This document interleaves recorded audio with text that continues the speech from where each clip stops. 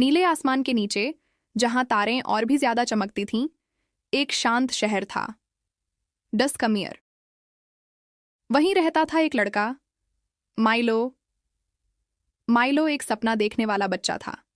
वह बादलों में उड़ने, जानवरों से बात करने और एक महान खोजकर्ता बनने का सपना देखता था। लेकिन एक समस्या थी, वह कभी किसी चीज को पूरा नहीं करता था। हर बार जब उसे कोई नया विचार आता, वह बहुत उत्साहित हो जाता, कुछ शुरू करता और फिर बीच में ही छोड़ देता। उसने एक बार एक ट्री हाउस बनाना शुरू किया, लेकिन आधे में ही रुक गया, क्योंकि उसने एक नीले पंखों वाला पक्षी देखा और पेंटिंग करने लगा। फिर वह पेंटिंग छोड़कर पतंग उड़ाने लगा, लेकिन वह पतंग भी कोने में पड़ी पड़ी मुरझा गई। माइलो का कमरा अधूरे कामों से भरा हुआ था, अधूरी किताबें, अधूरी कहानियां, अधूरे सपने। एक शाम जब आसमान बैंगनी हो चला और जुगनू खेतों में टिमटिमाने लगे, माइलो बरामदे में बैठा ऊबकर खुद से बोला, मैं हर बार क्यों रुक जाता हूँ। तभी एक बूढ़ा आदमी टेढ़ी टोपी और चमकती छड़ी के साथ सड़क पर दिखाई दिया। खो गए हो? बूढ़े ने पूछा। नहीं, माइलो ने जवाब दिया, बस कोशिश करते करते थक गया हूँ। बूढ़ा मुस्कुराया। लगता है तुम भूली बिसरी चीजों के जंगल में घूम आए हो। माइलो चौंका। ऐसी कोई जगह नहीं होती। अरे होती है, बूढ़े ने कहा, जहां सारे अधूरे सपने जाकर छिप जाते हैं। माइलो की आंखों में जिज्ञासा चमक उठी। क्या मैं वहां जा सकता हूं?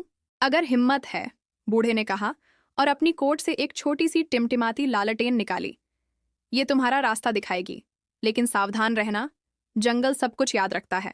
उसी रात माइलो लालटेन की रोशनी के साथ पहाड़ियों को पार करता हुआ फुसफुसाते खेतों से होकर एक रहस्यमय जगह पर पहुंचा। यह था भूली बिसरी चीजों का जंगल। अंदर आते ही सब कुछ जाना पहचाना सा लगा। वहां लताओं में उलझी उसकी टूटी पतंग थी।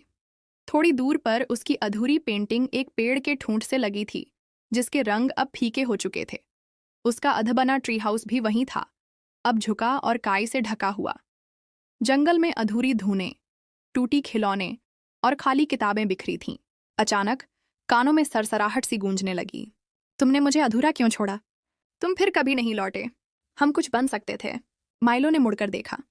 एक परछाई उसकी ओर आ रही थी। वह दिखने में उसी जैसी थी, लेकिन फीकी, कांपती हुई और संदेह से भरी। मैं तुम ही हूं, परछाई बोली। वो हिस्सा जो हर बार हार मान जाता है। माइलो ने लालटेन को कसकर पकड़ा। मैं ऐसा नहीं बनना चाहता। लेकिन तुम बन चुके हो, परछाई ने कहा उसके चारों ओर घूमते हुए। तुम सिर्फ सपने देखते हो और फिर छोड़ देते हो। मैं बदल सकता हूं, माइलो चिल्लाया। परछाई हंसी तो साबित। अचानक जंगल जीवित हो उठा। पेड़ मरोड़ने लगे, बेलें माइलो पर टूट पड़ीं और आसमान में गरज गूंज उठी। माइलो दौड़ने लगा। लालटेन उछलती रही, मुश्किल से अंधेरे को दूर रख पा रही थी।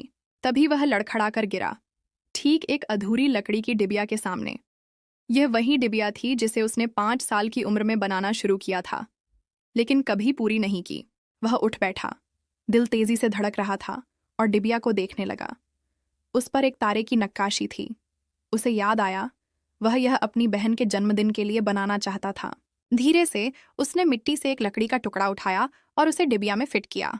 जैसे ही उसने यह किया, लालटेन और भी तेज चमकने लगी। मैं इसे पूरा कर सकता हूँ, उसने धीरे से कहा। एक एक करके उसने डिबिया को ठीक करना शुरू किया, जंगल से मिले टुकड़ों को जोड़कर। हर क्लिक और फिटिंग के साथ अंधेरे पीछे हटते गए। इसके बाद उसने अपनी पुरानी पेंटिंग उठाई और उसमें नीले पंख और सुनहरे आसमान के अंतिम रंग भरे। फिर उसने अपनी टूटी पतंग को ठीक किया और उसे पेड़ों के ऊपर उड़ाया।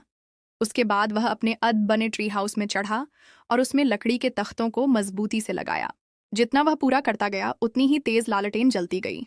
जब उसने पीछे मुड़कर देखा तो वह डरपोक परछाई गायब हो चुकी थी। जैसे ही सूरज जंगल के ऊपर निकला, वे सारी खोई चीजें रोशनी से झिलमिलाईं और फिर गायब हो गईं। वे अब भूली बिसरी नहीं थीं। माइलो खुद को अकेला खड़ा पाया। हाथ में वह लालटेन थी, जो अब गर्माहट से चमक रही थी। डस्कमियर लौटने पर लोगों ने माइलो में कुछ बदला बदला सा पाया। वह अब केंद्रित था। उसने अपने पिता की बगीचे की टूटी बाड़ को ठीक करना शुरू किया और पूरी भी की। उसने स्कूल के लिए एक कहानी लिखी और उसका आखिरी पन्ना भी जमा किया।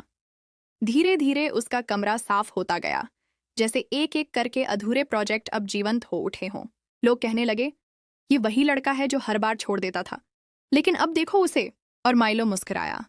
उसकी लालटेन हमेशा उसकी खिड़की पर रहती, धीमे प्रकाश के साथ ये याद दिलाने के लिए कि सपने देखना आसान है, लेकिन उन्हें पूरा करना ही असली जादू है। कहानी की सीख। शुरुआत करना आसान होता है, लेकिन जो शुरू किया है उसे पूरा करना, यही सच्ची शक्ति और जादू की पहचान है।